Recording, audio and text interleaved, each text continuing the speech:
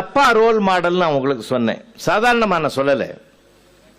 அப்பான்றது லேசான விஷயம் இல்லை. ஏன்னா அம்மா இடுப்புல தூக்கி வளர்ப்பா இல்லையா? எந்த அப்பாவது உன்னை இடுப்புல வச்சு தூக்கி இருக்கானா? உட்காரவே முடியாது. அம்மா இடுப்பிலே சுமப்பாள். ஏன் தெரியுமா? உறவுகளை எல்லாம் சொல்லிக் கொடுப்பா. அம்மா உறவுகளோடு நின்றுடுவா.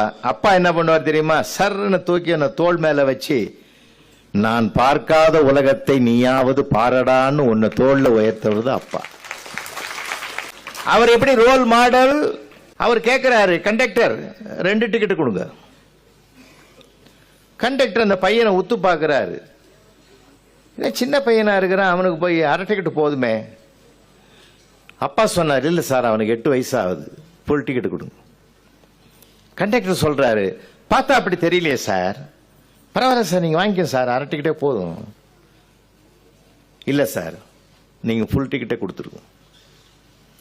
அப்போ பயணம் முடிஞ்சு இறங்கும் போது அவங்க அப்பா கேட்டா, இது கண்டக்டர் கேட்கிறாரு, என்ன சார் 4 ரூபாயை வேஸ்ட் பண்ணிட்டீங்களே, நான் தான் பரவாயில்லன்னு சொன்னேன், நீங்க அப்பா கூட கேட்க மாட்டேங்க. அப்ப அவங்க அப்பா சொன்னாரு, சார்